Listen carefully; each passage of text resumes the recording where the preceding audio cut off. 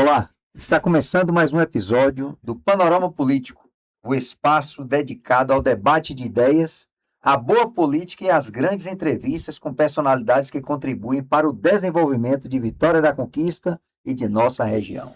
Nosso convidado de hoje é Diego Gomes, servidor público municipal desde 2008, advogado, jornalista, mestre em desenvolvimento regional e meio ambiente pela Universidade Estadual de Santa Cruz, doutorando na mesma área e especialista em comunicação, política, marketing digital e gestão pública.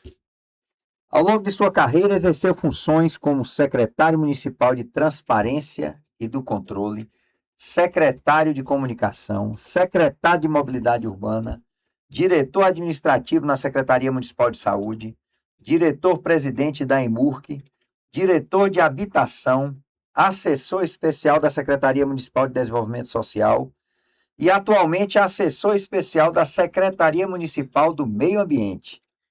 Diego, seja muito bem-vindo ao Panorama Político.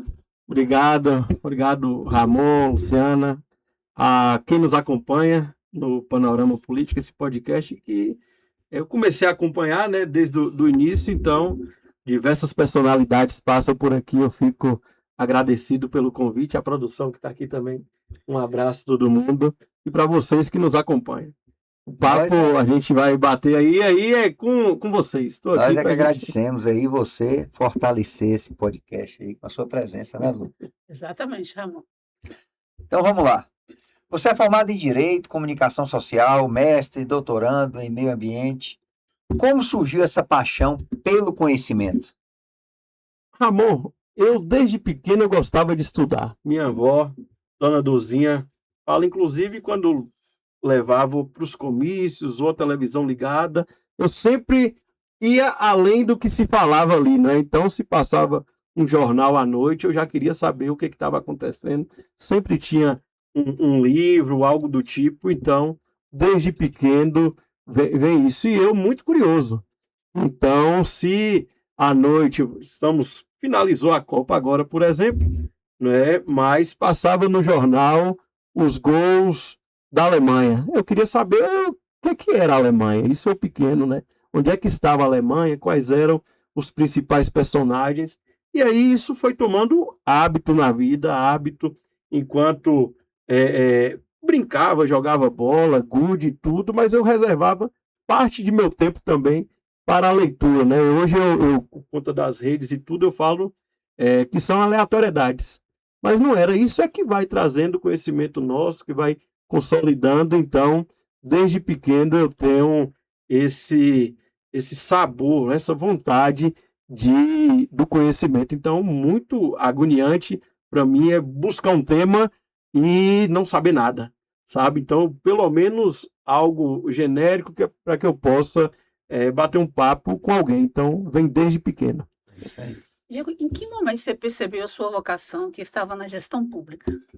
Olha, eu sempre gostei de política, e política é gestão, né? Seja legislativo, executivo, e isso me alimentava. Quando foi no ensino médio, por exemplo, no Colégio Modelo, antigo Colégio Modelo Luiz Eduardo, eu estava um período de greve e tudo, 2003, 2004, por ali, e aí a gente discutindo política e a gente foi para montar o Grêmio Estudantil. Nós montamos o Grêmio Estudantil, o primeiro Grêmio, né? O único, na verdade, mas para a primeira gestão, eu saí como candidato, a gente ganhou aquela eleição. Eu falava, olha, eu quero me envolver com isso aqui porque é o que transforma a vida das pessoas. Se de um lado a gente tem a educação, como a gente vem tratando aqui, de outro é a prestação do serviço público. Então aquilo já me encantava, né? Eu olhava assim, eu falava, poxa, eu quero trabalhar com isso. De um lado eu pensava em ser docente, professor universitário, enfim, eu acho que o tempo ainda vai chegar para isso, e de outro eu queria contribuir com o desenvolvimento da cidade, com o que eu acreditava, com minhas ideias, e isso veio claro em 2007, fiz um concurso do município, na época eu estava cursando o ensino superior ainda, e com 21 anos eu entrei na prefeitura. Então eu estou no município quase que ininterruptamente desde 2008. Eu falo que quase ininterruptamente, porque entre 2015 e 2016 eu tirei um ano de afastamento, licença não remunerada do município, foi quando o Wesley foi deputado. Eu acho que depois a gente bate esse papo também, mas aí eu fiquei esse período fora. Então, metade de minha vida praticamente está na gestão pública, né? Então, é um pouquinho de tempo aí. Eu só não falo que você está quase para aposentar, porque precisa ter uma idade mínima. Isso, né? Mas ele me fez refletir, viu, Ramon? Porque essa época de escola aí, de jogos estudantis, era a melhor época que tinha. Hoje os estudantes já nascem na tecnologia. Jogos, Grêmio. Né? As escolas deviam trazer isso de novo. Os embates que a gente tinha, gincanas. Não era? Eu me recordo. Já formou grandes líderes. Para fechar essa questão, tinha uma gincana no Colégio Modelo e diversos grupos, não é? E a gente se identificava ou não a partir desses grupos. Eu fiz parte 1 ou 2 anos que a equipe era Atitude, que teoricamente não tem nada comigo no sentido de que era uma galera muito mais roqueira. Eu nunca fui roqueiro no sentido literal da palavra, apesar de escutar muito, né? Determinadas bandas, mas era um período que eu tinha um cabelo aqui, baixo dos ombros, né? E aí tinha outras... Tinha tudo para ser roqueiro. Tinha outra galera que era do pagodão, enfim, mas nesse formato, né? O cabelo aqui, então naquele momento a gente tem da subversividade, né? Mas era muito bom, e lá naqueles jogos, aquelas competições, formaram grandes líderes, jovens ficaram mais entusiasmados para ir para a Câmara, assistir aquelas sessões da Câmara que tinha, e se tornaram grandes líderes políticos. Na antiga Câmara de Vereadores ainda, né? Hoje é um memorial ali. Exato. Era naquela parte da frente. Eu não lembro bem, não, que eu sou mais novo. Mais novo. É mais novo da bancada. Mas vamos lá. Ao longo dessa sua caminhada, o que mais mudou na sua visão sobre administração pública? Ramon, é uma pergunta assim que a gente reflete muito, mas talvez uma palavra é conhecimento. O que do conhecimento você está dentro da gestão? Isso muda muito. A burocracia de um lado, a gente tem o querer fazer do outro, a possibilidade financeira orçamentária do outro, diversos atores envolvidos. Então, quando a gente pensa nesse formato, né, da administração e de gestão, é uma série de questões de que é muito diferente do que eu pensava quando eu entrei em 2008, ou então antes disso, no meu período, inclusive não jornalista formado ainda, mas como repórter, como representante estudantil, e uma outra versão, inclusive, uma outra visão, quando a gente assume os cargos, né? Então, eu passei 8 anos como servidor da casa, da máquina, e 2017 em diante, praticamente todo o tempo, com algum cargo, né? Então, esses quereres nossos, esses afazeres também, muda muito e a gente vai moldando a partir das pautas que tem também. Né? Por que eu falo isso? Era uma pauta lá de 16, 17, por conta da própria Lava Jato e tudo, do combate à corrupção, né? Do olhar pelo erário mesmo. Né? Então, era um formato ali, a máquina não pode parar, as demandas de educação, saúde, a gente não olha assim e fala, olha, a gente vai pavimentar aquela rua. Aí, quem não conhece que está fora, você precisa do projeto básico, projeto executivo, a licitação, o recurso. Uma coisa é você ver de fora e achar aquilo deveria ser feito. Outra coisa é você estar dentro da máquina, trabalhando e vendo a condição de se fazer. E os amadurecimentos de momento, exatamente isso. Então, se a gente pega que aí na década de 90 teve o Procel, que a iluminação era aquela amarela. Né? O país todo estava naquela iluminação. Com o avanço da tecnologia, contudo, a iluminação hoje é LED. Então, os anseios nossos modificam, inclusive. A cidade praticamente toda, ela altera dentro disso aí, e a máquina vai moldando. Olha que eu citei um exemplo, né, aqui de iluminação, falei de corrupção, de transparência. Agora, nos últimos 3, 4 anos, a gente vem discutindo muito sobre mudanças climáticas. Envolve todas as áreas. Né? Com a questão das smart cities, que eu sei que é uma pauta nossa, que está inserida. Então, assim, cada ciclo vai se moldando. Então, se a gente não tiver a consciência, a educação do que está fazendo naquele período ali, a gente fica para trás na história. É isso aí. Como a formação em Direito e Comunicação influencia suas decisões como gestor?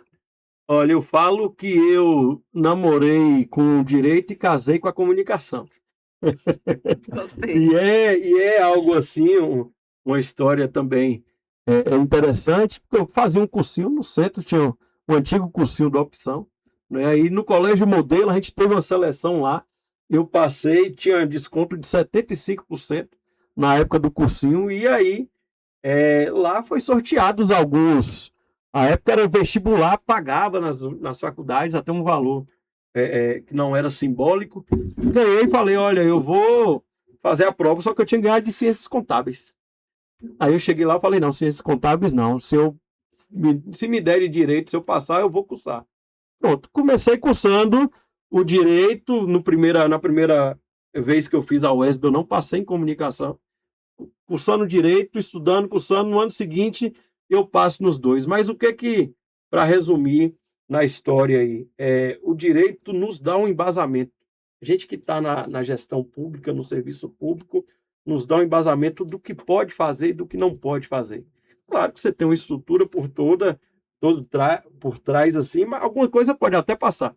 Mas a estrutura geral a gente faz, não é? E o pensamento vem. E a comunicação é como a gente precisa informar e formar para as pessoas aquele posicionamento, aquela ideia nossa.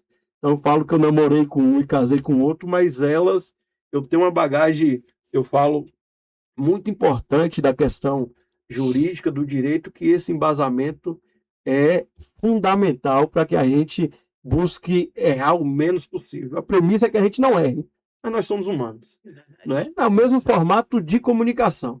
A premissa é que a gente não erre, mas por alguma situação pode vir a ocorrer. Então, esse casamento, eu acredito que na formação minha, ela foi fundamental, essencial para o dia a dia, para o trabalho, para a questão pessoal. Eu acho que aí um ajuda o outro, né? Ajuda, E aí, com sabe? certeza. Anda Casa. juntos. E o que mais lhe motiva a permanecer no serviço público? Olha, essa é uma pergunta que, assim, na reflexão, é que a gente acredita, eu acredito que a gente pode oferecer mais do que a gente já ofereceu, sabe?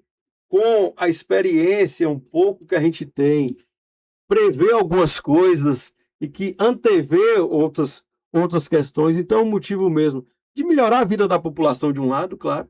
Não é? Eu me recordo que em 2020 tinha uma situação, né? De propaganda, inclusive, que a prefeitura, que Wesley tinha mudado minha vida, coisa e tal. Minha avó que fala isso na propaganda, né? Mas não era a vida dela, não. É a vida quando chega, só dela, quando chega a pavimentação, quando chega a alimentação através das hortas, do trabalho que faz, a iluminação, a cidade que a gente tem, que é a cidade mais segura da Bahia. Então, isso é o motivo de que a gente quer deixar como legado, mas por onde a gente vive, aí vem os filhos, a família em si, quem chega na cidade que fala, que cidade é essa que as pessoas chegam, como a prefeita Sheila fala, né? Que as pessoas vêm a ser conquistados, mas é pelo trabalho, pela seriedade. Olha que eu conheço poucos locais no país, assim, caminho talvez pouco pela modéstia de que muita gente viaja muito mais, mas conquista tem um ar diferente, sabe disso, de você ter o serviço público prestado de forma verdadeira, com levar mesmo para a população esses mais diversos serviços. Então, é um motivo que eu tenho diário. Olha que esses dias eu estava comentando com a orientadora minha do doutorado, vai chegar um momento que eu vou fazer uma transição de carreira. Não sei qual é o momento, se daqui 4 anos, 5, 10, porque a gente também vive de ciclos, né? Chega um momento que a geração mais nova, as gerações mais novas, vêm como nós chegamos. Né? Então, isso motiva. E um dos exemplos, né, para finalizar nessa questão, quando a gente chegou lá em 17, na prefeitura, eu era um dos secretários mais novos entre as maiores cidades do estado. né? Então, já se vão quase que 10 anos, a gente está na máquina, a gente acredita que pode fazer muito mais, mas vai chegar um momento que, olha, já não é mais a gente. As ideias novas vão vir, por mais que a gente estude, se atualize, mas o rapaz de 20 anos, 22 anos, está muito mais atualizado e antenado do que a gente, 40 por conta, 39, 40, 50, por conta do dia a dia nosso, não é? O amadurecimento nos proporciona outras coisas. Diego, você foi acompanhado aí por uma grande liderança que foi o ex-prefeito, né, o saudoso Wesley Guzmão. E eu gostaria que você falasse um pouco como surgiu essa aproximação assim, com o ex-prefeito Wesley Guzmão. Olha, é interessante que não foi pela política inicialmente. Eu estava até comentando esses dias, como eu sou da área da comunicação também, estudava comunicação. Isso não sei se eu já contei por aí, pode ser que seja a primeira das questões para a gente tratar sobre Ezen, né? Eu fui um dos primeiros blogueiros da cidade, porque não era jornalista ainda de formação. Então eu tinha um blogspot, né? Ezen tinha sido o primeiro, o Ivenil, do Paulo Nunes, e eu encaixei logo em seguida um dos blogs. Então aquilo para mim era a ideia de que eu precisava já estar inserindo na comunicação, Ramon. E chegou um momento que Ezen foi para ser candidato. Eu entrevisto ele como repórter. Então começou a partir daí um papo que nós tivemos anterior à política, era totalmente, estritamente profissional. Até quando, meses depois, isso ele estava lá no PSDB, ele sai candidato a prefeito e a gente faz aí sim. Entra em contato com Regina Meira, e marca uma reunião lá em casa, 2008.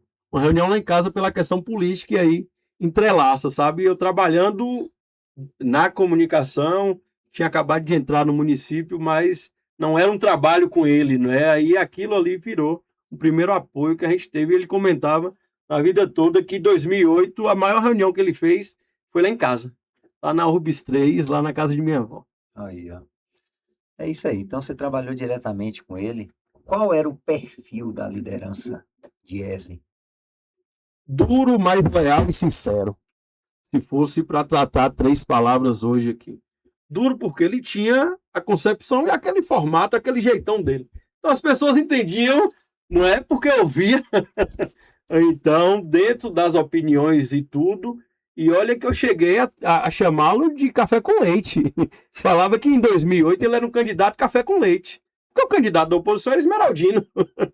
Naquele período. Contra Guilherme, Ezen entrou numa terceira via que acabou virando a via de oposição mesmo, né?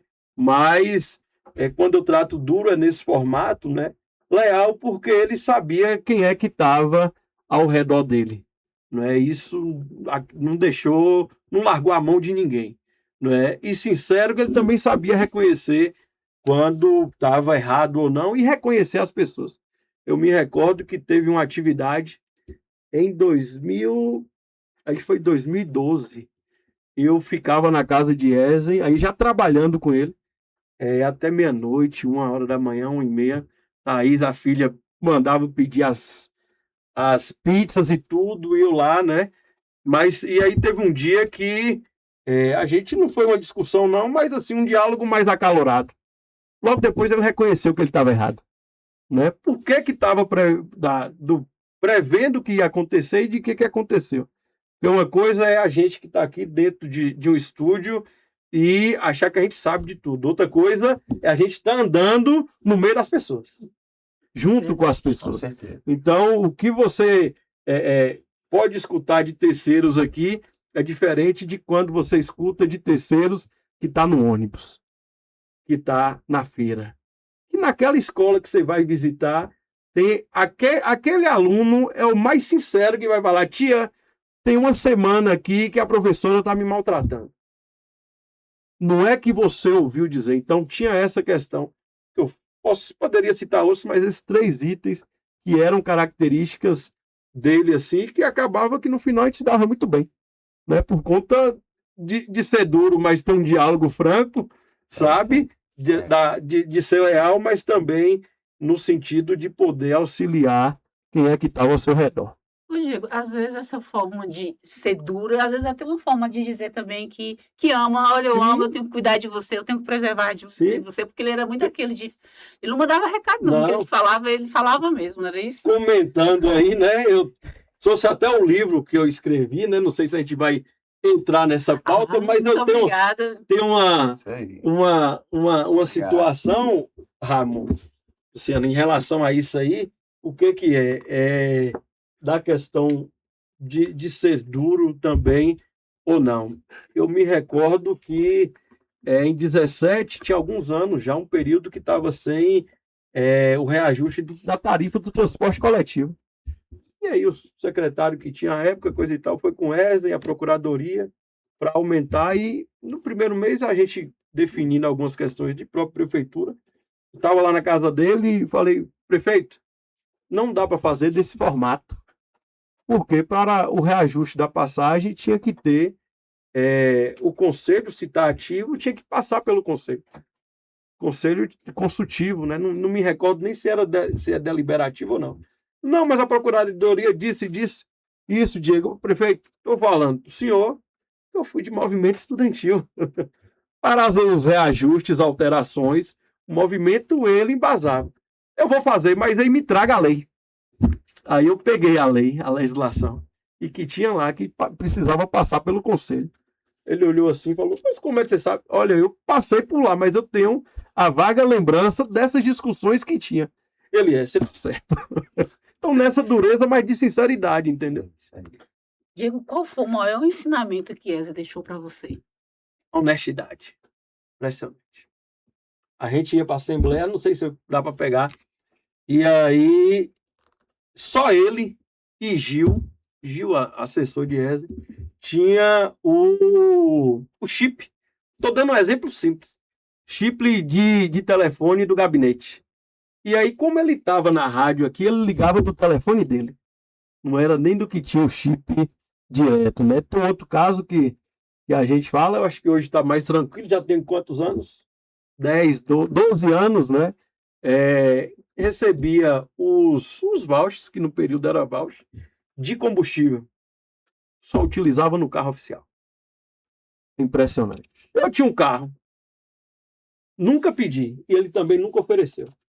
Mas por que eu estou falando de nunca pedir, de nunca oferecer? Olha, o recurso público é público. Então, eu não ia pedir, que eu já ia ter a negativa. Ele não ia dar, porque senão ia contrapor o pensamento dele. Estou citando 2 exemplos simples.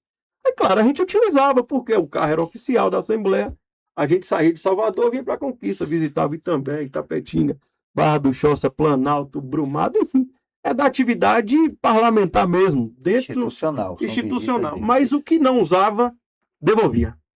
Teve uma vez a gente foi comprar uma passagem, época da Passaredo ainda. E aí, às vezes, a gente vinha, inclusive, eu, ele, Gil, de avião e tudo, e teve um mês que deu um boom nas passagens.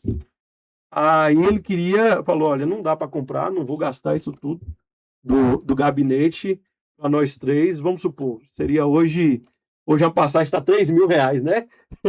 Então, se fosse para colocar para aquele período, 3 passagens, R$ 10.000. Olha, não vou comprar. A gente vai de carro e tudo, e ele tinha um problema de joelho, né? Ele falou, não, eu vou ficar, coisa e tal. A gente vai de carro, a gente vai parando um pouco. Aí a gente insistiu, o Gil insistiu, acabou que comprou a dele. A gente deixou ele no aeroporto e veio de carro para a Conquista. Então, a questão de fazer uma diferença mesmo, da honestidade, né? E do que identificar o que era do trabalho, do serviço público e do que era pessoal, sabe? Era impressionante isso aí. É isso aí. Qual projeto desenvolvido naquele período mais lhe marcou? Rapaz, olha, eu acho que já foi praticamente no final do governo, né? Eu poderia citar um exemplo meu aqui, que foi da transparência, que a gente teve 2 vezes a cidade mais transparente da Bahia, uma vez do Nordeste, entre as 7 do Brasil, né? Grazi está aqui acompanhando, ela lembra desse trabalho que nós fizemos, era ficar, tinha hora para chegar, mas tinha dia que não tinha hora para sair da secretaria, uma questão simbólica. Eu trato muito isso, olha o que eu falei da questão dele sobre os recursos públicos e o exemplo simbólico que não é palpável. O que não é palpável? Olha, você vê os números dos gastos ali, dos valores do investimento e sai a nota 9,8, depois 9,87. Imagine, de 0 a 10, a gente quase que chegar na perfeição. Na nota máxima. Né? Então, essa é algo abstrato, mas palpável. Aí eu posso destacar a pavimentação do Coveima, né? Que a população esperava 30 anos, 40 anos. Toda semana reunião, a gente recebia diversas lideranças e vai sair, não vai. Fruto de financiamento, claro, mas a coragem de buscar recursos para pavimentar. Então, aquela para mim é marcante, né? Que era do período dele. Claro, depois teve a questão da estação, né, de transbordo, que leva o nome dele, mas já era num outro formato de pertencimento de algo da cidade. Mas era para aquela população lá, do Coveima, que teve, do Henriqueta, do Recanto, que achava que não ia chegar nunca. Não é? Por que não chegar nunca? Hoje a gente, desde 2000, a gente tem um anel viário, né? Construído lá no final na metade do segundo governo de Fernando Henrique, coisa e tal, né? Através de Coriolano, da articulação e tudo. Então, quem ficava além do anel viário, literalmente era esquecido. Então, quando você começa a levar as políticas públicas nesses locais, e que a gente está falando aqui, né, diversas vezes, o que acontece? As pessoas falam, olha, está chegando, está beneficiando. Então, para mim, o Coveima, nessa questão, ela é muito simbólica da execução do serviço, entendeu? Igual a gente tem hoje a Lagoa, né? Acho que a prefeita Sheila tem diversas questões, mas o símbolo de revitalização da Lagoa, a gente coloca que é na conta da prefeita. É um marco, né? Um marco, nesse sentido, E ninguém entendeu? também não acreditava ali, né? É isso, Inclusive, sabe? eu rodei ali pela região e as casas ali eram os valores bem pequenos. Depois que reformou ali, revitalizou, que as casas valorizou até as vendas ali, comércio também valorizou bastante. Formato assim. Mas é isso. E falando agora um pouco, como você já nos presenteou aqui com esse belo livro aqui, como surgiu a ideia do livro? Ramon, assim, interessante. Eu acompanhei ESE muito tempo, e quando não era eu que estava dirigindo no período de assembleia, era Gil, mas era nós, ou então Ciano, tinha essa divisão aí, e aí a gente saindo daqui para ir para Belo Campo. Tem um pôr do sol assim, Ezen vai, o jeito dele pegar o celular, Gil dirigindo o Ezen e eu aqui atrás. Ezen vai e tira a foto do pôr do sol. E eu faço uma foto da foto, pegando, né? E pronto, eu falava que um dia eu esperava escrever sobre o período que a gente passou juntos. Eu esperava que seria tão breve. Aí, por conta da doença, da morte, né? Dele, foi enterrado no sábado, né? E no domingo, no sábado a gente encontrei esse ano ainda, Gil, coisa e tal. No domingo de tarde, mandei uma mensagem para Matheus e Juliana, casal de amigos meu, de muito tempo também, da época da universidade. E aí foi o velório, enterro sábado, no domingo, né? Falei, vou escrever um livro sobre ESE de homenagem. Pensava que era muito para frente que eu ia escrever. Mas quis o destino, a ironia. Vai, Diego, vai, olha, vou pedir o apoio de vocês. Não sei se eu vou conseguir, nunca escrevi um livro. No máximo eram algumas poesias aleatórias. E aí o que aconteceu? Eu comecei a fazer um trabalho de pesquisa. Não é só o que eu convivi com ele. Olha, eu estive na biblioteca, nas bibliotecas do município, quanto da UESB, no memorial, no arquivo, no jornal Tribuna da Bahia, que tinha sido o primeiro local que ele trabalhou em Salvador, e eu não consegui as informações porque os repórteres da época não assinavam as matérias, mas identificava alguns formatos que tinham texto dele, citando Piolho, inclusive, enfim. E aí foi um trabalho que eu falo de resiliência, porque eu escrevia, colocava alguns cantores que ele gostava, né? Trabalhava durante o dia e à noite eu estava escrevendo. Então, sei lá, citar aqui Diris Trouxe, colocava na televisão Ia. Então foi crescendo nisso aí, fazendo umas entrevistas diversas, e que saiu o livro, né? Que foi um desafio e tanto, mas assim, aí eu fechando essa pauta, né? Eu falo que alguns homens fazem história e outros homens precisam escrever as histórias que aqueles homens fizeram. Verdade. Diego, você passou por diversas secretarias. Qual foi o mais desafiadora? Olha, chegar em 2017 na transparência e assim no cargo de primeiro escalão, eu acho que foi o máximo do desafio. Porque eu vim do serviço público, mas eu comentei antes, né, era como servidor. Para você chegar, mesmo tendo, eu tinha experiências em outras assessorias, enfim, mas para chegar no primeiro escalão, eu tinha 29 anos, e aí é interessante, eu, saindo da casa dele um dia, ele falou, me perguntou qual era a minha idade. Eu falei, tenho 29 anos. Ele olhou assim para trás e falou, você vai virar secretário quando completar 30. Aí eu, prefeito, tá bom, eu vou completar 30 dia 15 de fevereiro. Aí, a risada foi essa. Nem ele esperava, né? Aí, mas antes disso, no dia 1º de fevereiro, ele me chama na casa dele, né? E essa é interessante também. Eu sei que eu tô talvez esticando o tempo, mas essa é interessante também. Eu comecei na gestão em 17 como diretor de habitação. Eu tinha sido servidor da prefeitura por 5 anos lá na habitação. Então, assim, eu usava meu tênis, minha calça, né? Mais ou menos, minha camisa um pouco desbotada, minhas roupas. Não é do que tinha, e assim, nada contra, e não é um preconceito para que as pessoas não passem um recorte e solte só isso. Mas quem chega é um público humilde.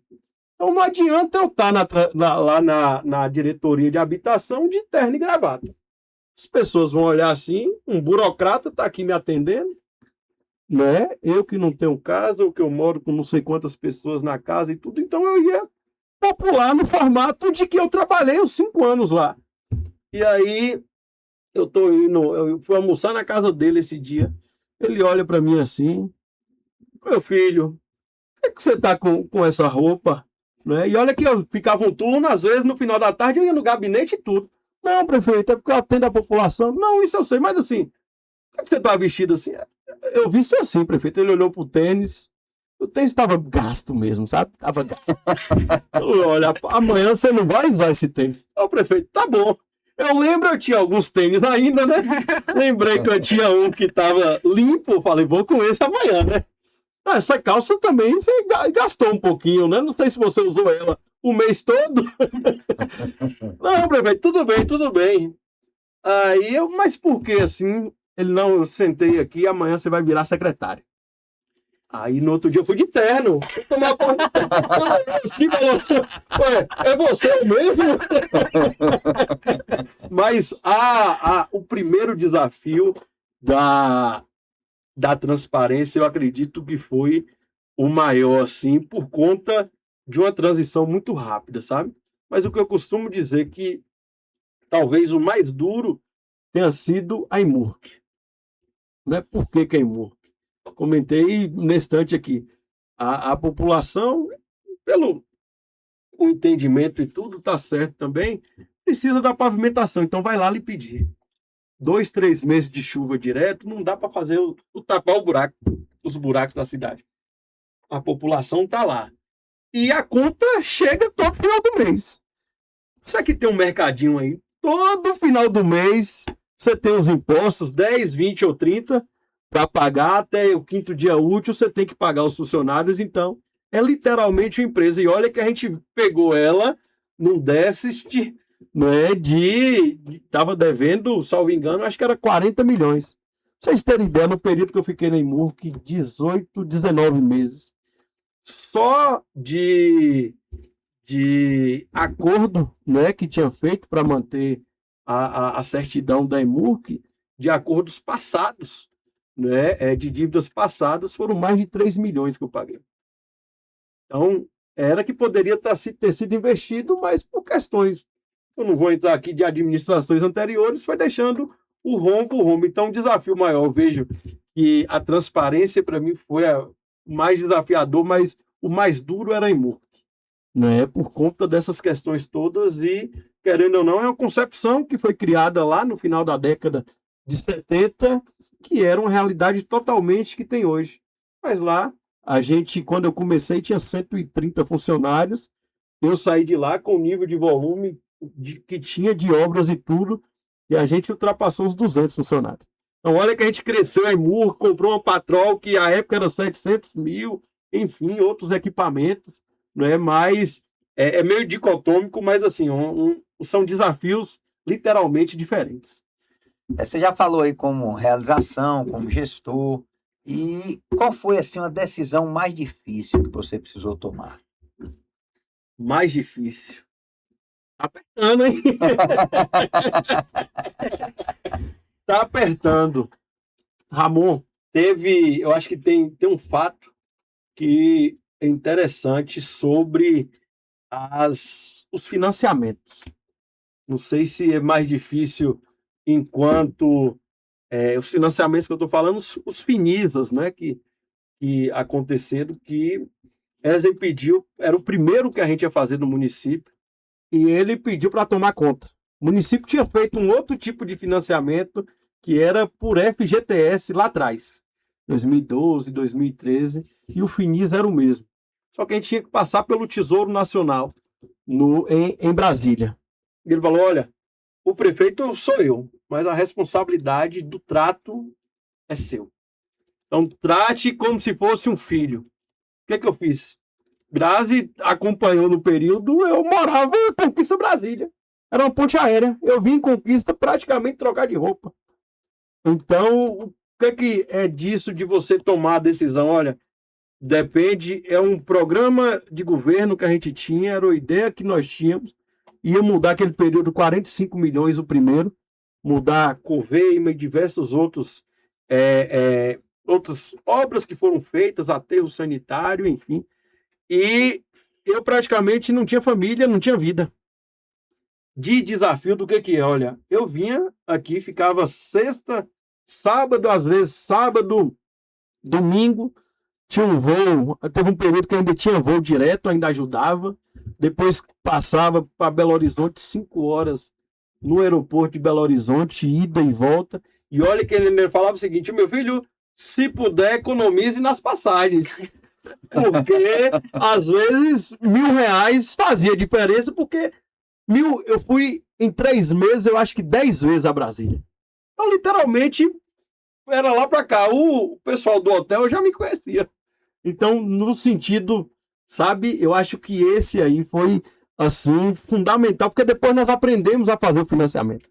E o financiamento, gente, para que fique claro, os municípios, eles precisam do financiamento, porque a questão da capacidade de arrecadação dos municípios é muito aquém do que precisa dos déficits que a gente tem, habitacional, de pavimentação, de água na zona rural, de maquinário. Então, precisa financiar para fazer as obras. Na casa nossa, eu preciso financiar para aumentar o cômodo, porque eu não tenho recurso.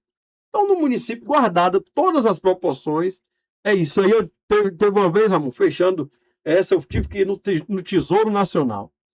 Era aquela última reunião para os burocratas de Brasília dar o enter. Aquela última reunião. Para depois virar a questão política que Ezen resolveu com a presidência da Caixa. A gente leva a documentação toda, prepara com a equipe da transparência e tudo. E assim, olha que situação. O Tribunal de Contas dos municípios tinha começado a mudar a ideia do que era de gastos, né, com o pessoal. Era uma pressão, inclusive, que o senador, hoje senador Ângelo Coronel, né, naquele período era presidente da Assembleia Legislativa, olha, o Tribunal da Bahia é de um formato diferente de outros, Tribunal de Contas dos municípios. E aí teve esse entendimento, mas, para resumir, o burocrata olhava assim e falava assim, não, mas essa conta aqui, como é que tá? E olha que era um preconceito a mais, né? A gente já do Nordeste, já do interior, o cara vem pedir dinheiro, vai pagar? Será? E aí, não, e essa conta aqui? Não, olha, tá tudo aqui, o tribunal fez isso. Eu tive que ir afiado. Eu lembro que eu saí daqui estudando os números, Parei no aeroporto em Belo Horizonte, estudando os números, dormi. No outro dia eu estava lá 9 horas com aquilo. Eu acho que eu nunca estudei para uma prova igual eu estudei para aqueles números. Então, esse desafio de falar, olha, a gente consegue fazer o financiamento. Isso aí. Gostaria de saber como foi comandar a Secretaria de Comunicação, lidar. Se eu, Porque não é fácil, né? olha, foi um período que eu dormia pouco, muito pouco, porque eu acumulei com a Secretaria de Transparência. Olha esse trabalho todo que eu estou falando aqui, não é? Próximo e tudo, e lá em fevereiro de 18, né? Tinha sido o André Ferraro primeiro, e por questões internas ele saiu, aí Lu assumiu a secretaria por um período e depois foi para a assessoria. E é interessante também como é que as coisas acontecem. A gente estava jantando em Brasília, estava eu, Wesley, Matheus, Gil, não me recordo se estava nessa. A gente jantando, Wesley gostava muito de palmito. Aquele dia foi uma janta regada a palmito. E aí ele chegou e falou: meu filho, a gente vai fazer uma alteração lá na comunicação e assim, eu não defini o próximo nome ainda. Você poderia assumir? E é o que eu comentei com a prefeita Sheila esses dias. Né? Eu falei para ele: jogador que até em campo. Falei: não, eu assumo. Se eu falou que é pouco tempo, eu fiquei 6 meses. Indo de uma secretaria para outra, eu revisava os textos do Dani Garcia, que está hoje na assessoria direta da prefeita Sheila. Trabalhou comigo, eu levei ela e ela assim olhava para mim, eu acho que falava: eu não estou acreditando que eu estou aqui. E eu falava: nós estamos. Mas era um desafio assim contínuo, porque a estrutura naquele período era pequena, a gente tinha um grupo de comunicação, de oposição muito bem articulado, né? Foi um momento de que era início de governo, um ano era início de governo, então era pauleira quase que todo dia, né? Mas assim, a gente sentava, conversava com o pessoal, falava: olha, o que a gente precisa aqui, o que eu preciso de vocês é trabalho. E dentro, internamente, inclusive, de diversos servidores que tinham um posicionamento, uma linha política que não era o nosso, mas eram colegas da universidade do período meu. Eu falava: olha, o que a gente está tratando aqui não é ideologia, não é período político. Pode perguntar, inclusive, para eles. Falava: olha, eu preciso do trabalho. Então, nós fizemos o São João nesse formato, o Dia da Mulher nesse formato, enfim, foram 6 meses até julho. E, em Brasília eu estava também. Aí estava Gil, eu, Matheus e Wesley. E Wesley falou: olha, meu filho, eu tô olhando para você e você já não está aguentando. O rosto era visual, a fisionomia, eram 6 meses dormindo pouco, ainda ia para Brasília, acompanhava em outras atividades e falou: olha, Matheus vai assumir agora vai ficar um pouco tempo. Eu falei: mas pouco, avisa para ele, é o tempo meu ou é menos? Aí acabou que ele ficou, acho que 3 meses, que depois Maria assumiu. E nessa época, as redes sociais facilitaram ou dificultaram a comunicação institucional? Facilita. Pelo seguinte, você tem uma questão aí que você pode chegar na população de maneira gratuita. Então, isso lhe dá um gás de que, claro, você precisa entender o processo e quem é que está do outro lado. Não é avacalhar.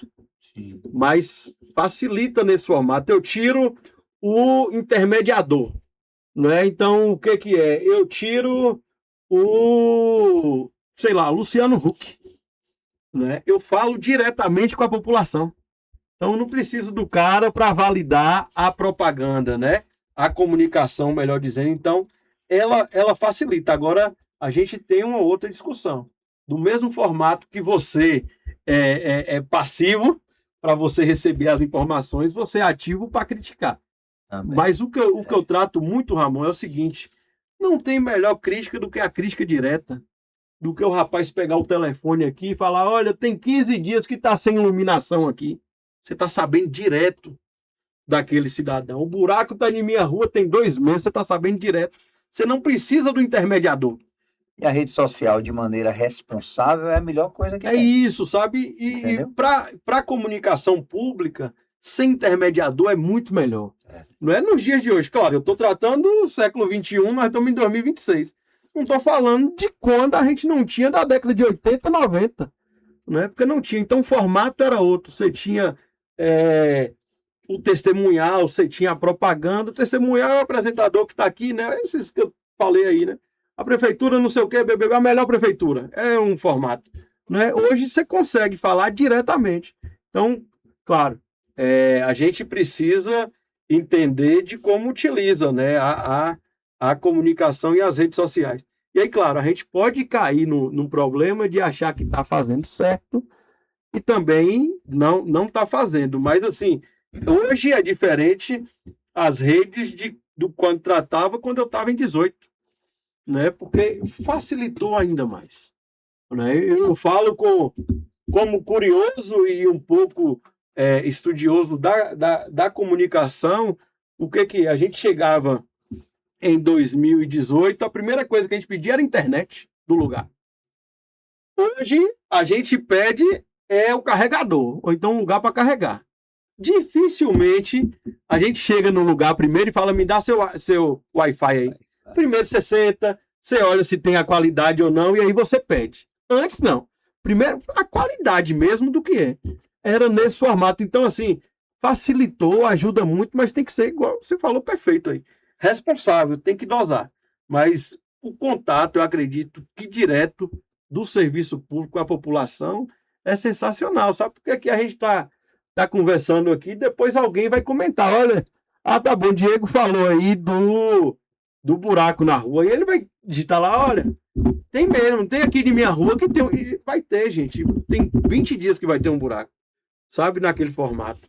Então, olha, fez aqui a pavimentação da Presidente Vargas e estourou um cano, já tem um pedaço que tá um buraco ali. Então, isso facilita o contato direto, sabe? Eu acho que a caixa mesmo de ressonância para a população é a melhor possível, é a menos burocrática possível que tem. Inclusive, Diego, reforçando a sua fala aí das redes sociais, saiu uma pesquisa recente que as redes sociais hoje, por conta da velocidade, as informações estão mais velozes do que a própria televisão, né, que cresceu. E as pessoas têm que saber usar, porque até as questões políticas também vêm facilitando, claro. né? Está vendo que as ferramentas só estão acrescentando. O que uma análise assim, mais ou menos, você daria hoje, nessa visão desse crescimento? Olha, é importante, como eu falei, você ter um contato direto, a interação. A gente pode estar aqui 5 pessoas falando no celular com outras 500 pessoas, né? Mas não dá para ser irresponsável. Agora, eu também não sou daquele, Luciano, de que tem que regulamentar, de que tem que regular. Regulamentar está regulamentado aí, porque a gente tem um arcabouço jurídico, seja penal, seja civil, não é? Mas regular a rede é perigoso. Por quê? Vai ter burocratas para dizer se você o que está falando é o correto ou é o errado. Aí é mais perigoso.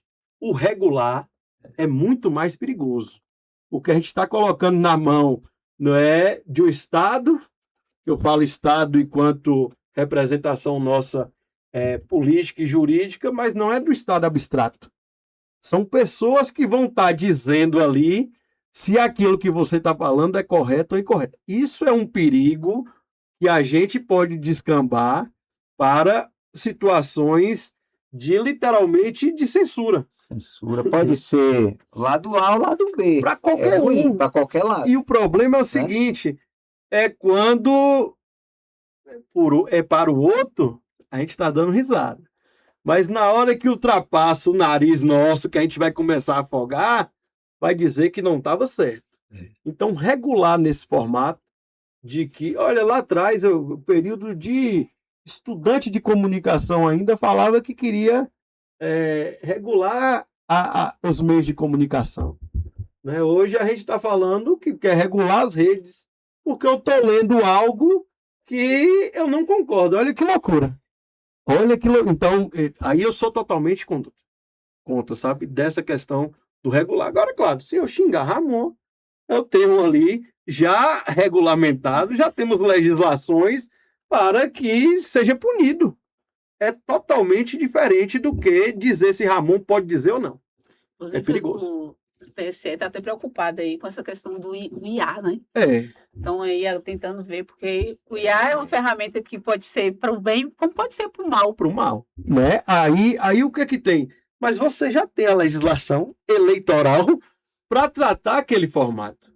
Agora, eu, enquanto candidato ou não, eu não posso dizer, né? Eu vou correr o risco, na verdade, de falar alguma coisa de que eu sei que está errado. Aí você tem que ter a punição. A gente já tem a legislação. Agora, a gente vai regular, porque você é contrário a mim, eu vou dizer que o seu está todo errado. A gente cai em algo que eu sempre trato, que é a questão da ebulição social. Uma hora estoura. A gente vê o regime, né, iraniano, enfim, naquele formato, vira e mexe, no Egito, enfim, vira e mexe tem alguma ebulição. Eu não estou nem tratando do regime de poder que está. Eu estou falando que tem uma hora, às vezes, desliga a zorra da forma de comunicação. Totalmente diferente hoje. Às vezes, por uma gotinha d'água, o negócio E aí explode. explode. Entendeu? Não estou entrando isso nem nas pormenoridades, mas assim, é perigoso. É muito perigoso na questão do regular, porque vai ficar ruim para você e eu vou estar dando risada, mas na hora que estiver dando ruim para mim, vai acontecer o quê? É isso. Vamos falar um pouco aqui. Qual pasta exigiu mais preparo técnico e qual exigiu mais habilidade política nessa sua trajetória como gestor? Olha, preparo técnico, a diretoria de saúde talvez tenha sido no período que foi, no período de pandemia, o cargo que tem exigido mais. Exigido mais aí. Até pela situação, né? Pela situação, Pandemia. era novidade, sabe? é. Tiveram algumas legislações a toque de caixa naquilo ali para viabilizar contratações, para que as pessoas não morressem, mas de outro lado, para a gente buscar errar o mínimo possível, porque eram vidas, né? A gente não sabia como é que estava tratando e preparo. Né? Para mim, a diretoria é muito nesse formato, porque não adiantava chegar cru. Eu passei um período, 2 anos, trabalhando na saúde enquanto servidor, mas aí eu fui para a saúde enquanto tinha passado mais de 3 anos como secretário de transparência, as licitações passavam todas por a gente, as compras a gente acompanhava. Eu me recordo que teve um período, a você ter ideia, Luciano, que a gente conseguiu uns respiradores através do governo federal, né, que foram chegar em Conquista, como é que na Avenida Regis Pacheco, lá no final, foi o centro Covid nosso, né, junto com a Rio Bahia. Mas chegou em Conquista, eu pedi para colocar todos em minha sala. Um negócio que saiu de poucos R$1.000 para mais de R$100.000. Então vai colocar onde, enquanto estava precisando 2, 3 dias de terminar a obra. Né? Então, preparo mais de execução, no sentido de que era uma responsabilidade muito maior, porque a gente estava tratando de vidas. Né? Então, e da agilidade. Aí eu vou fazer uma menção aqui, né? Aí eu vou recordar, eu tinha saído da transparência, né? Para pré-campanha e tudo, a IESA me liga, o secretário saiu, o diretor administrativo pediu para sair.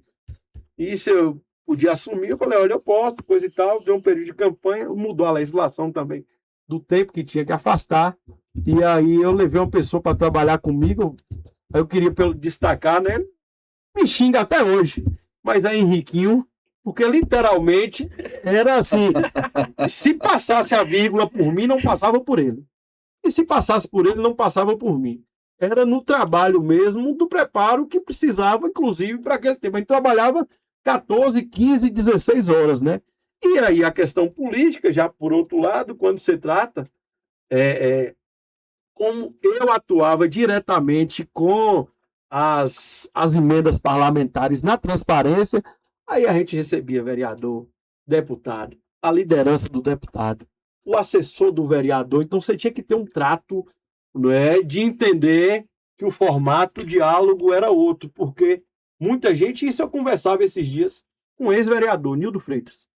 Conversava com o Nildo, a gente estava em uma agenda em Salvador, eu mostrando umas ideias para ele de que eu tinha, coisa e tal, e ele falou, pô, velho, isso aqui eu estava no mandato, mas eu não pensei num formato desse.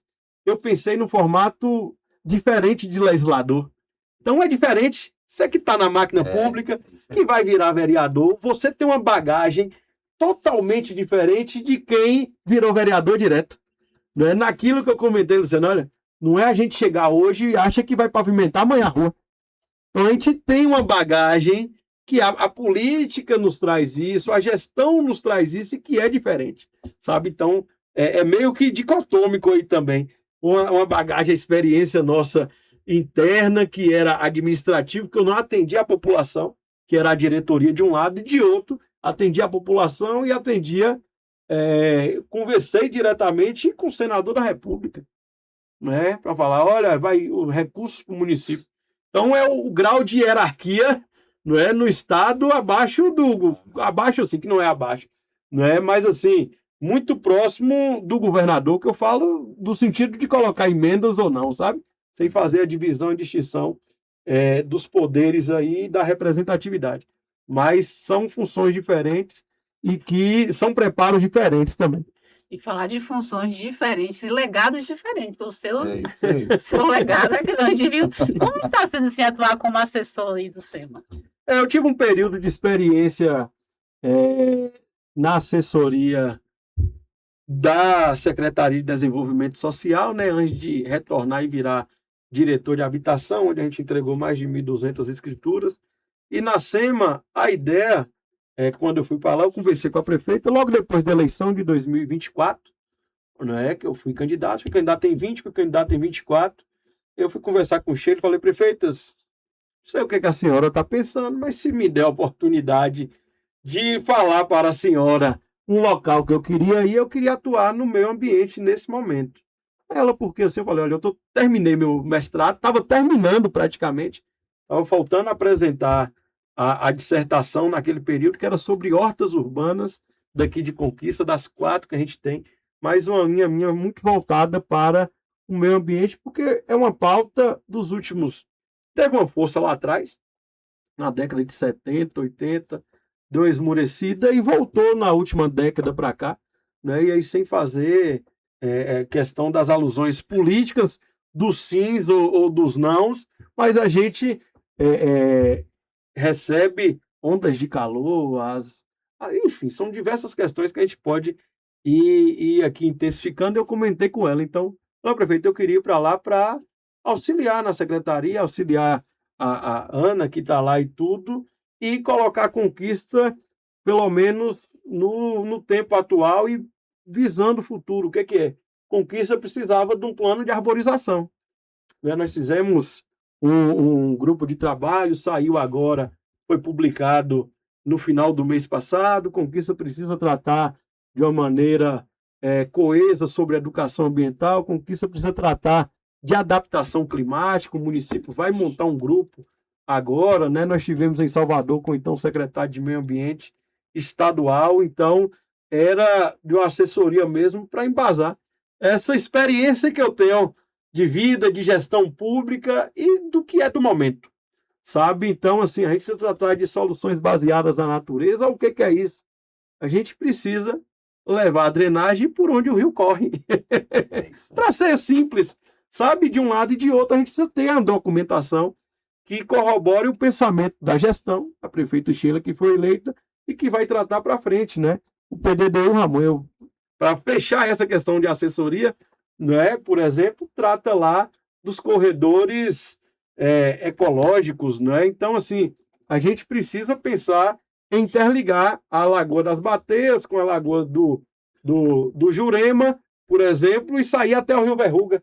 Isso é um corredor ecológico, corredor verde, né? Então a gente vai precisar plantar. É você conciliar o desenvolvimento econômico com a preservação ambiental. Importantíssimo, sabe? É isso? Aí eu sou muito pragmático em relação a isso. Sabe? Não dá, a gente não vai poder pensar que a gente vai voltar em 1500. Não dá para tratar nesse formato. Agora, como é que a gente vai minimizar os efeitos? Né? Então, assim, vai ter que ter locais de expansão do município que vai ter que ser compensação. Porque eu moro num local hoje que é 7 quilômetros da cidade. E aí, para mim, para ter o empreendimento onde eu moro, teve que ter a supressão da vegetação. Eu só não falo que você mora na zona rural, porque Conquista cresceu tanto, 7 quilômetros, você Tá dentro da cidade, tá né? dentro da cidade. Aí você imagine, mas para que eu fosse morar lá, teve que ter a supressão da vegetação. Aí a gente tem o Estatuto das Cidades, a gente tem as leis ambientais, a gente tem um plano diretor que fala, olha, você está suprimindo a vegetação, ok. Mas qual é a compensação? O que você vai ter naquela área? Você vai ter as áreas de lazer, você vai ter o replantio, você vai fazer o quê? Eu estava em uma apresentação sobre questão ambiental que eu fui convidado e eu falava disso, olha, naquela área que eu moro teve uma supressão. E ali é uma área que os pássaros, as aves, frequentavam muito. Elas tiveram que foram para outro lugar, para ser bem simples. Né? Mas Deslocamento. deslocou, não teve jeito. Então, eu não posso ser hipócrita que eu estou morando lá e eu estou dizendo que não tem que ter o avanço. Sabe? Eu não posso ser hipócrita que falar que onde minha avó morava, onde eu morei, minha avó morei mais de 25 anos, ela foi uma das primeiras moradoras na Urbis. Então, vou morar onde?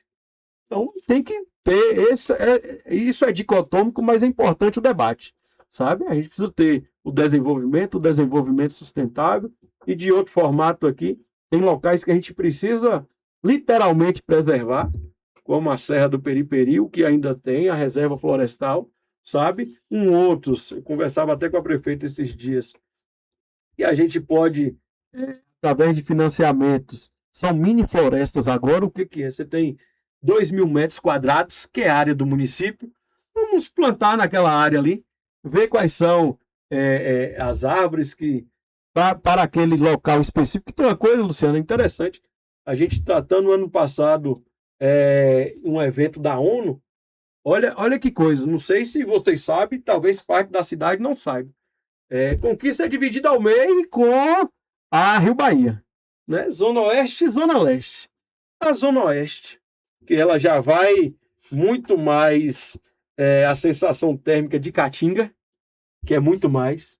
Em períodos de calor, ela chega a ser até 3, 4 graus mais quente do que a Zona Leste, do que onde nós estamos aqui. Olha que coisa. Então, para que a gente mitigue, né, esses efeitos aí, para que a gente trate desses efeitos, o que é? Quais são as soluções que a gente precisa levar para lá? E aí, se for arborização, qual o tipo de árvore? Não adianta a gente falar que em Conquista lá atrás, na década de 80, plantava não sei o que era espécie exótica, que a gente chama, que não é da região. Então isso tudo é estudo que a gente precisa, é trabalho e que casa muito com o que é o desenvolvimento sustentável. Quando você fala aqui, só para descontrair Vai lá. de arborização, nós temos um pezinho de jabuticaba no fundo de casa lá, Sim. que eu não consigo comer uma jabuticaba porque os passarinhos não deixam. Isso, entendeu? E assim, mas é nesse formato. Olha, eu tava falando de um evento que eu participei, é interessante, tem 2 corujas que elas ficam no muro lá de casa. Todo dia de manhã, quando eu acordo, eu saio para dar bom dia para as 2. Né? É uma área que era. Né? Teve o desenvolvimento, teve a questão sustentável, vai ter que ter o processo de adaptação. Entendeu? Para o bem ou para o mal. Eu não posso ser puritano, aí me perdoe. Não dá para ser puritano, porque onde é que eu moro, onde é que você mora, teve uma supressão de vegetação. Não tem outro formato. Não tem jeito. Então, a gente precisa ter a legislação que a gente precisa respeitar, tem o desenvolvimento sustentável e como é que a gente vai chegar no meio termo. E aí eu não estou falando que tem que extinguir as aves, as espécies, não é esse formato não, mas senão a gente vai morar no Arraial Vila da Conquista ao redor da igreja, e que já teve a supressão. É isso aí.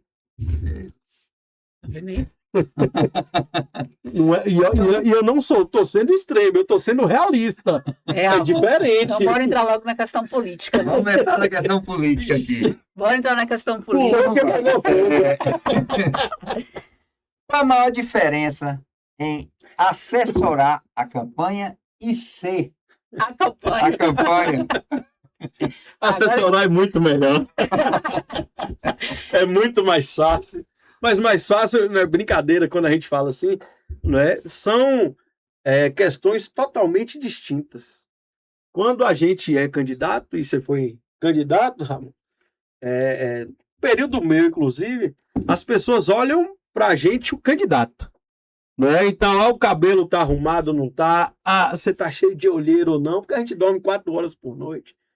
Tem dia que 2 horas a gente cochila, acorda, já tem que andar 80, 100 quilômetros, às vezes, pela questão financeira de campanha, os motoristas somos nós, né? A camisa tá amassada ou não. Então, o símbolo do candidato, ele é muito importante, mas passa aquilo que a gente é também. Né? A gente verifica diversos candidatos e de cidades menores, inclusive, com o seu chapéu, né? Do sertão, e tudo é exemplo simples. Outro tá de chinelo, cada um é um formato, mas eu ter sido candidato em 20 foi um período totalmente adverso. Eu tinha programado uma campanha totalmente diferente do que eu fiz. Eu acredito que você também, porque é a pandemia. Eu não podia bater na porta de todo mundo e entrar na casa de todo mundo. Eu testei no período eleitoral dos 45 dias, né? Aquela campanha lá. Fiz o teste de Covid 8 vezes.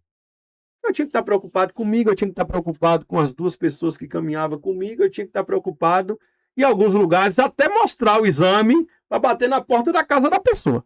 Porque não era para atender. Então, foi uma campanha de que você fala, olha, eu saí da assessoria, vim para cá e a gente personaliza aquilo ali. Pô, tinha dia que chegava tarde e, vou dormir, até a hora que puder. Não dá, que o despertador já estava, a gente tinha compromissos. E 24, não é? Sei bem como é. Exatamente. E 24 foi um outro formato.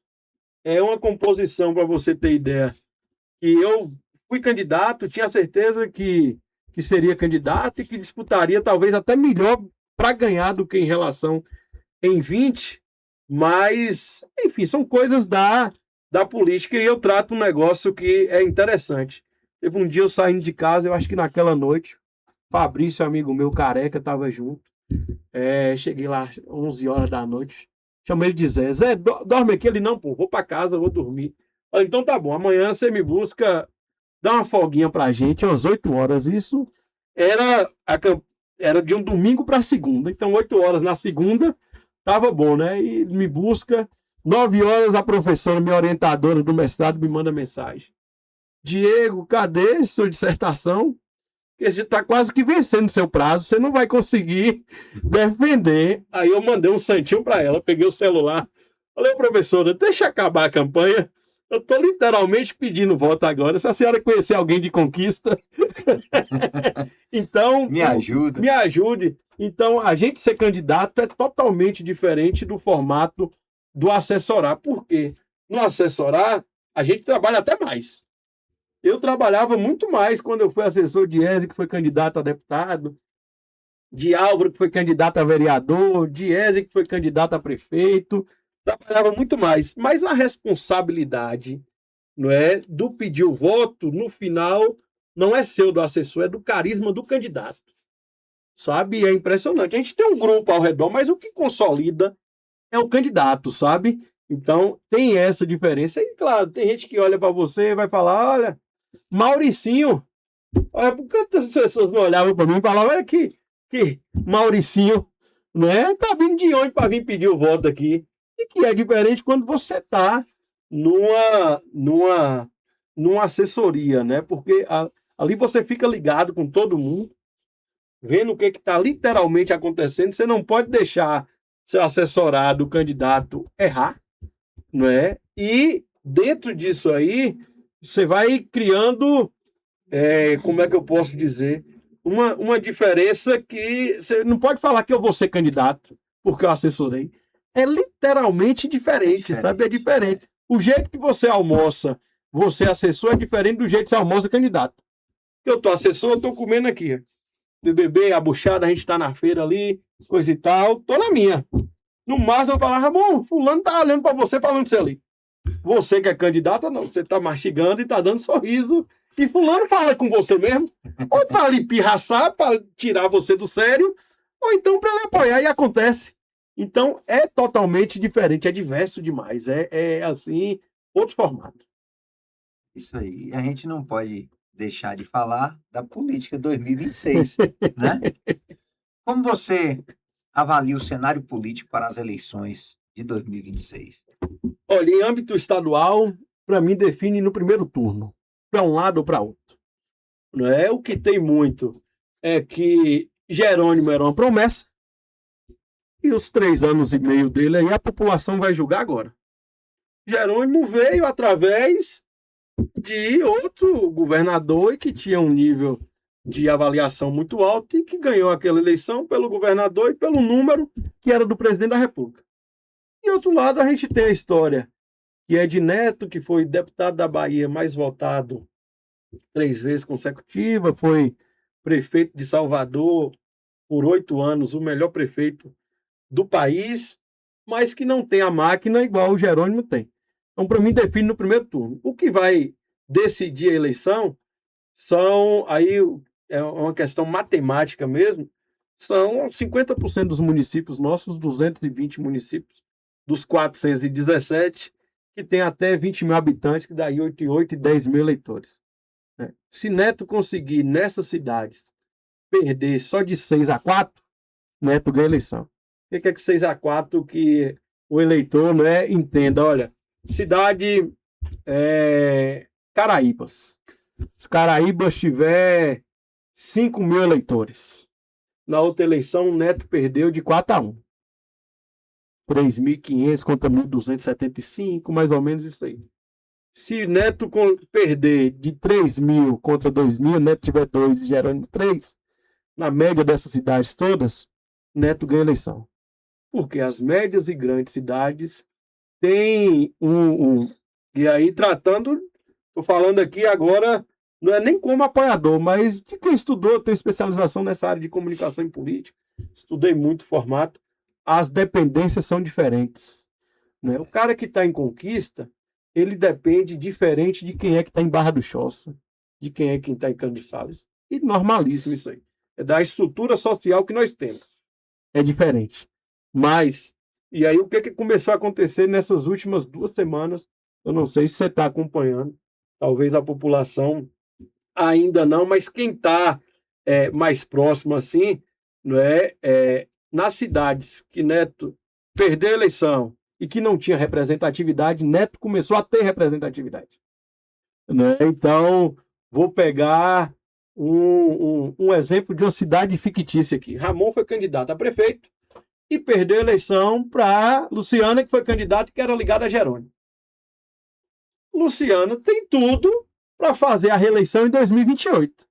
Ramon vai apoiar Jerônimo, que já perdeu a eleição agora em 24? Não vai. Então, se essa banda B, que a gente chama assim, a oposição, né, for ligada e direcionada para o apoio a Semineto, e claro, você tem outras questões, né? Em 22, estava João Roma de um lado, Neto do outro. Praticamente 2 de direita contra 1. Contra 1, e eles com a máquina tudo. Coronel estava do outro lado, veio agora, que é uma força muito maior. Tem um reforço bastante contundente agora. A força do Coronel, Ângelo Coronel, é muito maior, né? E aí, com todo respeito a João Leão e a Cacá, não é? Porque o partido que Coronel fazia parte, os vereadores, os deputados que ele estava, que ele trouxe um pedaço, o apoio era muito mais consolidado do que Cacá Leão naquele período, enfim. São questões. Então, para mim, a eleição define no primeiro turno, não é? Tem a situação federal que ela trata na Bahia, que a Bahia a gente sempre costuma dizer que é um estado governista. A única eleição de 90 para cá que não ganhou o governador com o presidente foi 2002, que Paulo Souto foi eleito e que Lula foi eleito naquele período. Depois, com a CM 90 foi assim, quando foi Collor, né? 94, Fernando Henrique. Lula, o que eu falo no seguinte, não só da estrutura da Bahia, estou dizendo nacional. Quando Collor ganhou, a CM ganhou logo depois aqui. Quando Fernando Henrique ganhou, Paulo Souto ganhou. Quando Fernando Henrique ganhou, César Borges ganhou em 98. 2002 não, Lula ganhou nacional e Paulo Souto ganhou no estado. Em 2006 não. PT federal, PT estadual, enfim. Então, mesmo tendo essa questão federal, que Lula é muito forte no Estado ainda, mas o eleitor agora é diferente do eleitor de 98, de 2006, de 2014, porque ele está vendo, e a gente vem acompanhando, não é? Diversos grupos, alguns eu até faço parte de analistas políticos e de que fazem campanha, porque eu já fiz campanhas em cidades vizinhas aqui, fiz Ituaçu, fiz Livramento, então a gente tem um papo com diversas pessoas, o que é? A imagem de Jerônimo, que pese ele hoje está com quase 50% entre ótimo, bom e regular, mas é uma imagem totalmente diferente dos outros 2 governadores que eram do PT.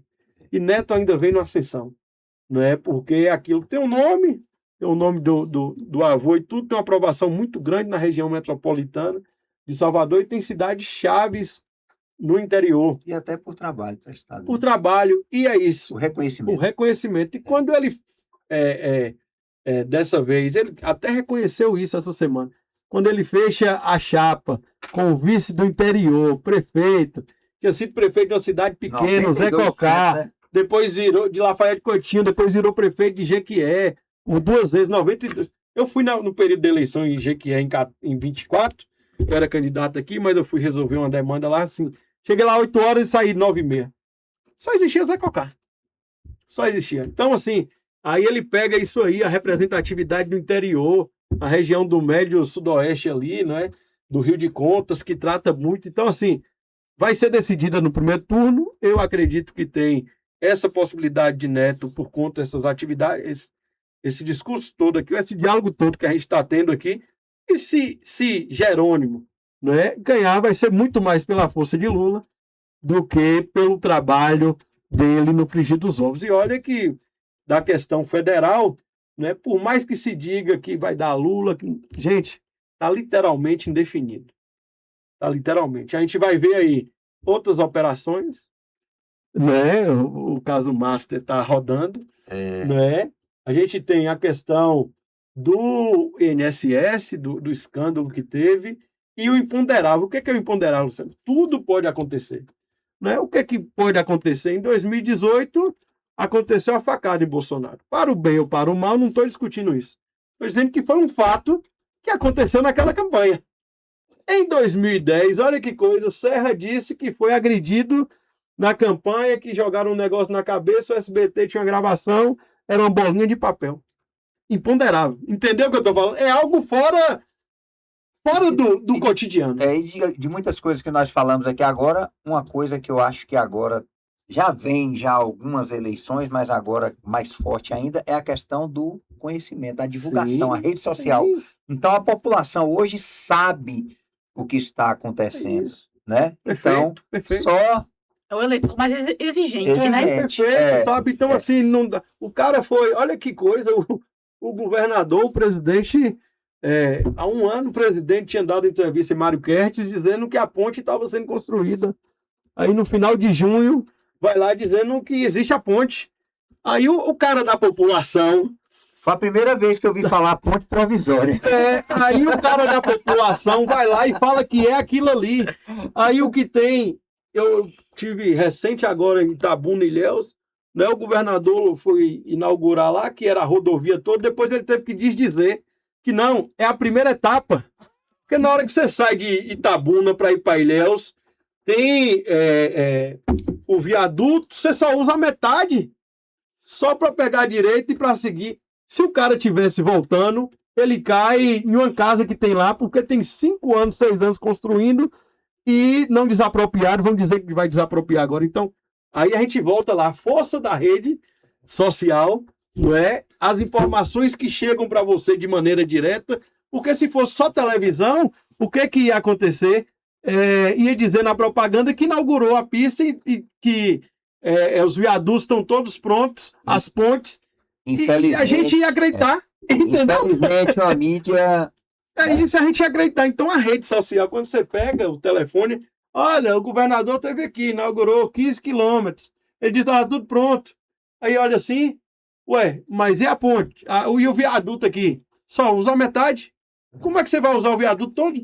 Então, a população, é de maneira direta isso aí. Que é a crítica, que é um desafio para a gente que está no serviço público. O que que é? Quanto mais a gente falar a verdade, menos a gente vai sofrer. Com certeza. O que você espera desses debates políticos, Diego? Agora 2026? Porque já vai começar aí. Olha, debate eleitoral é só para... Vem as redes sociais de novo, criar os cortes, os recortes. Enéas tinha 6 segundos, não participava do debate especificamente, não é? Só dava tempo de falar. Meu nome é Enéas, 50, eu acho que era 52 o número. Não é? E aí o debate, a gente tem o seguinte, não vira voto, porque não vira, não é? Mas você faz os cortes para aquecer sua massa, né? Para aquecer seu público. Então, o que que é? Meio louco, mas a gente vai lembrar de 2024 que Pablo Marçal leva uma cadeirada de Datena. Eu não sei o que que aconteceu no debate. Eu sei que Pablo Marçal levou uma cadeirada de Datena. Então, o corte foi aquilo ali. Olha que ele deixou de ir para o segundo turno, eu acho que foi por 100 mil votos, 50 mil, contra Boulos, não sei o quê, mas assim, o cara levou uma cadeirada. Não é? Então, você pega os cortes aqui na campanha de 20, não é? Tava começando, acabou a Copa agora, mas estava começando aquele negócio de VAR. Aí o candidato Zé, foi até professor meu, Zé Raimundo, eu estava na assessoria com o Ezen, lá na TV Sudoeste, na primeira vez que Zé Raimundo falou, ó, chama o VAR. Na segunda vez, Zé falou, chama o VAR. A gente conversando interno, ó, a gente já tem o que precisa. Porque não é do feitio. Se Zé falou, eu pego o livro, sou historiador, não sei o quê, e chama o VAR de um formato que não era dele. Então, o debate é para aquilo. A gente tem que saber usar muito bem e a gente não pode escorregar para que o outro use, entendeu? Então, para mim, o debate é muito isso. A gente já não discute mais ideias, a gente, infelizmente, discute cortes. Né? Discute a frase que vai lacrar. Olha o que eu estou falando hoje. Para o Estado, não, porque você só tem 2 candidatos. Ninguém sabe se Jerônimo vai nos debates todos, porque ele é o governador, enfim. No federal, já há comentos que talvez Lula não vá em todos, porque a gente vai lembrar de 2022, eu não sei o que o padre Kelmo falava, guardado as proporções. Mas ele estava lá exorcizando o candidato, não era assim? E aí pega, eu não sei o que a Soraya falava, mas ela falou que o padre era padre de quadrilha. Não era assim? Quadrilha junina. Então, o que eu estou falando, olha o formato que eu estou tratando do debate que eu acompanhe. E claro, estou falando que eu não sei, mas para que a população entenda que está raso, entendeu? Ficou raso porque os olhares ficaram para os cortes, literalmente. Quem era padre Kelmo da pergunta do quê, né? E do outro, enfim. Para mim, os debates vão ser muito nesse formato. Eu acredito que se você pega 15 minutos de entrevista, cara a cara, e aí pede para a população, sabe, mandar as perguntas e sorteia, enfim, a partir daquilo ali. É muito... Esse bate-papo nosso, para mim, o cara vai entender muito melhor do que eu falar, não, Ramon, mas você está dizendo que vai investir 500 milhões na ponte de Conquista para o Baixão. Não, mas a ponte só dá para custar 450. Eu sei que eu tenho uns estudos. Isso aí não vai levar a nada. E o debate hoje está muito nesse formato. Sabe? Para mim, o debate é corte hoje.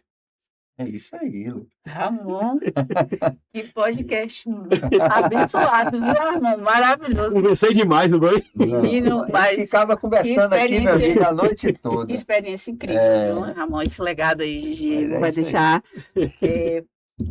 vai deixar uma experiência muito boa para nós. Então, certeza. Dá vontade de ficar a noite toda, né, Ramon? Mas vamos agradecer. Diego, muito obrigada, viu, pela sua presença, por ter aceito o nosso convite.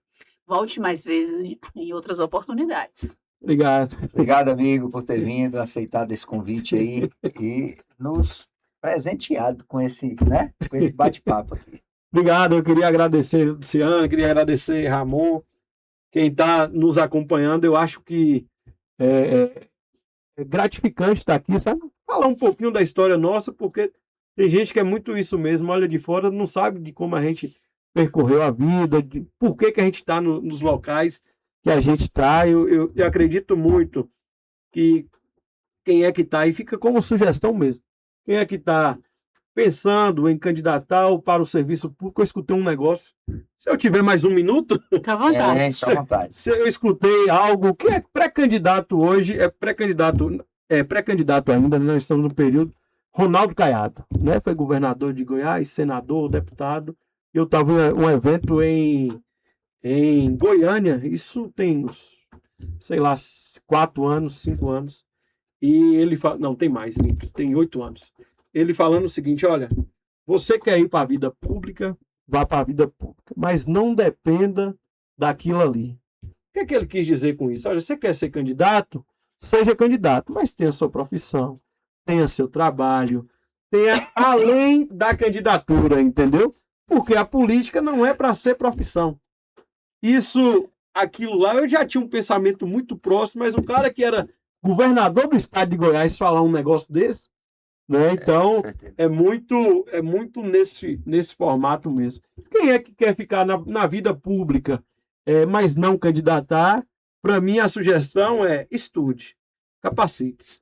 Porque você vai poder estar aqui em sua cidade, você vai poder prestar um serviço em outro local. Tem uns 15 dias mesmo, eu recebi uma mensagem, né, de uma pessoa falando bem assim, olha, estão procurando aí não sei se você conhece alguém para ser secretário em tal cidade aí. Eu falei, pô, eu não conheço, não sei o quê. E você? Eu falei, não, eu também estou bem onde é que eu estou bem em Conquista, tenho um compromisso com a prefeita Sheila no sentido de querer que a cidade se desenvolva aqui, do trabalho que ocorra aqui, entendeu?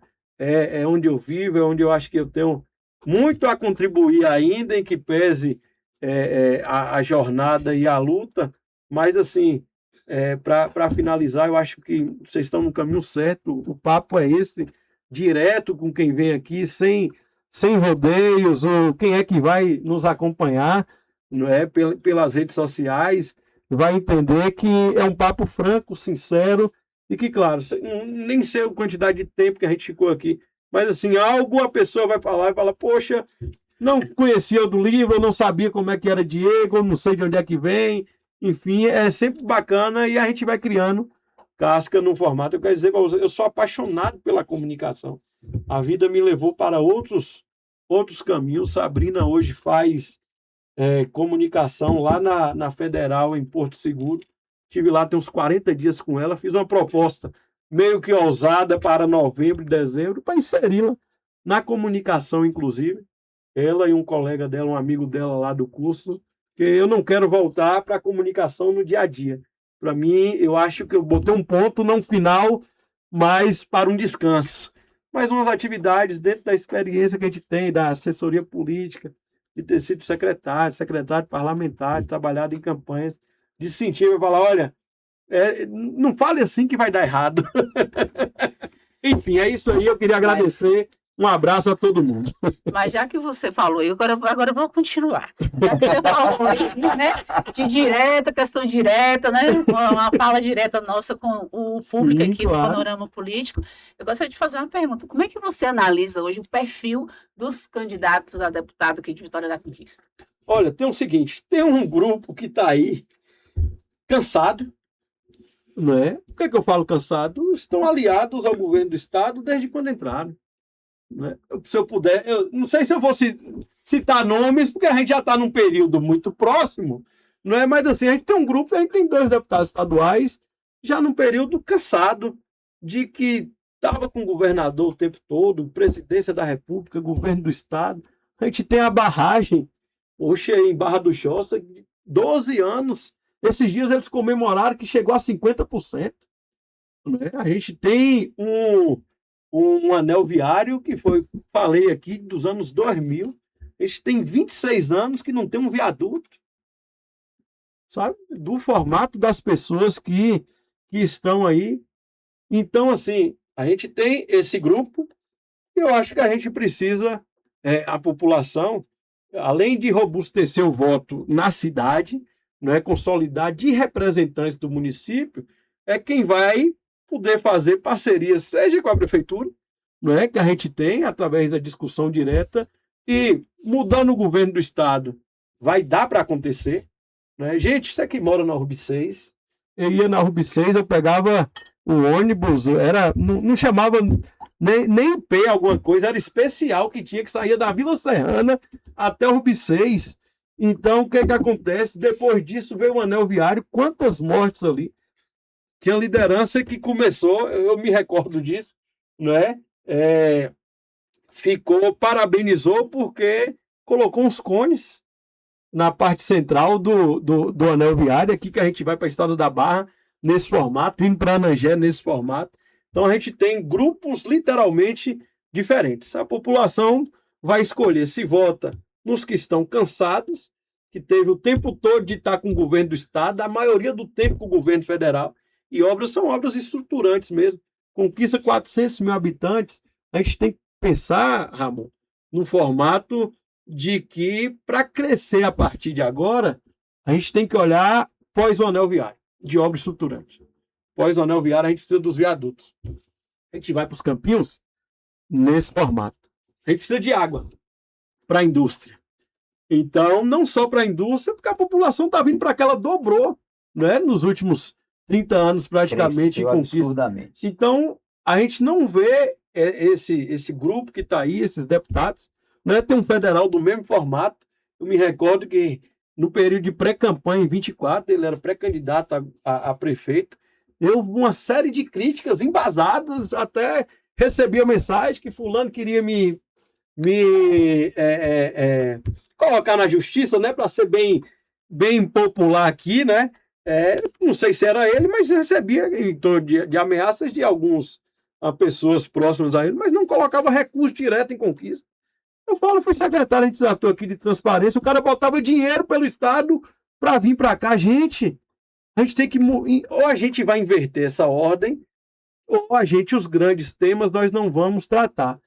Desde sempre fala-se em centro de convenções, né? Aí veio prometer em 22, veio o governo do Estado. Isso na véspera da eleição. Aí, junho, agora, veio tratar. Eu peguei eu estava conversando esses dias, já que a gente bateu num papo, né? Veio tratar do gás para a conquista da Bahia Gás em 2013, 2014. Aí eles estão comemorando agora que chegou o gás no distrito industrial.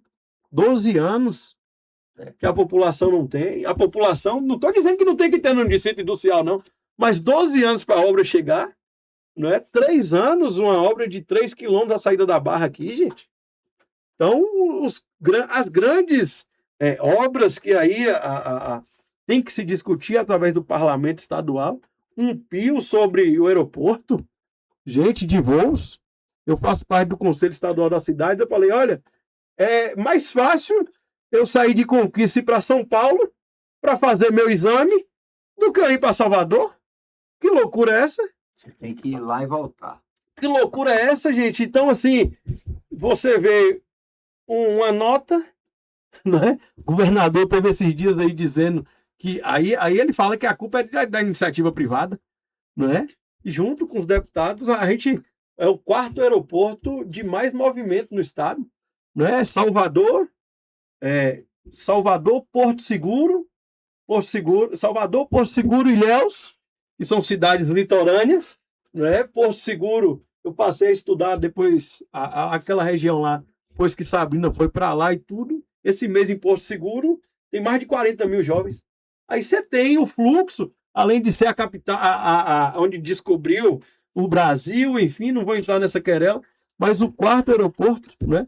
Quem é que está mais próximo da Chapada enquanto aeroporto somos nós. Então, quando você pega essa situação, eu já fecho nesse formato, a população vai ter que decidir. Ou quem está cansado e que vai repetir o mesmo formato, o mesmo discurso, ou quem é que vem com novidade. Né? E aí sangue novo, né? Sangue Como você novo. falou, a renovação. A gente tem a grande chance agora de virar página. Por que eu falo virar página? Se eu for contar das histórias, mas tem assim, quando o Wesley virou deputado, que eu fui virar, que eu fiquei assessor dele, secretário parlamentar, o discurso dos deputados aqui cansados mudaram na Assembleia. Você sabe por quê? Porque você tinha uma voz destoante. você tinha uma voz distante. Então, a população vai ter que escolher. Dizer que está tudo bem, permanece do jeito que está, ou voltar e a gente eleger, não é, o candidato da cidade, com penetração popular, com o aval de um grupo que tem aí, que tem trabalhado com preparo, com diálogo, que conhece a cidade, a região, sabe? É um outro formato isso aqui. Você pode ter certeza, a gente pesquise dos últimos 15 anos, quantas vezes os deputados que estão aí que falam dos viadutos. Né? Quantas vezes os deputados que estão aí, a gente sempre diz, que eu sou URBS 3, Zona Oeste do tempo de vida. Como é que a gente fala de saque na região da Zona Oeste? Né? Nós que levamos uma prefeitura para lá, a população está mais próxima, o cara saía, Ramon. Prefeitura da Zona Oeste. Ramon, olha que coisa, eu falo que é de 2008 a 2012, 2013 praticamente, lá no desenvolvimento social, o cara saía do Miro Cairo para atualizar o cadastro do Bolsa Família na Muvuca. Né? E se ele esquecesse um documento, ele não voltava no outro dia, que não tinha um recurso. Né? Então o cara pega o ônibus hoje, se for de ônibus, para na Prefeitura da Zona Oeste, que tem um serviço descentralizado. Então, de deputado, a representatividade para mim é muito clara. Sabe? Ou vai definir por quem está, as pessoas que estão aí, eu não estou citando não por conta do período, está muito, sabe? Ou a gente vai virar a página, olhar para frente, né? Tem a possibilidade dos que estão cansados, que pode continuar com o governador, que a barragem vai continuar mais 10 anos e não vai sair. Sorte nossa, do Divino Espírito Santo, dos santos todos, se for colocar aí, é que nós não tivemos problema de abastecimento nos últimos 10 anos. 12 anos, em 16, nós tivemos a seca, que era racionamento. Sorte nossa que nós não tivemos de lá para cá, porque a desculpa é sempre da barragem que está aí, entendeu? Então, ou vai com quem é que está cansado, ou quem é que tem energia para brigar literalmente pela cidade, pelas obras estruturantes que a gente precisa. Meu amigo, é isso aí. Como eu falei, foi uma prorrogação, né, Ramon? Faríamos aqui, né? Mas é uma pena, mas tudo bem. Quero aqui agradecer, Luciano, agradecer a nossa equipe ali, né? Bem. Agradecer você e é isso aí. Até o próximo Panorama Político.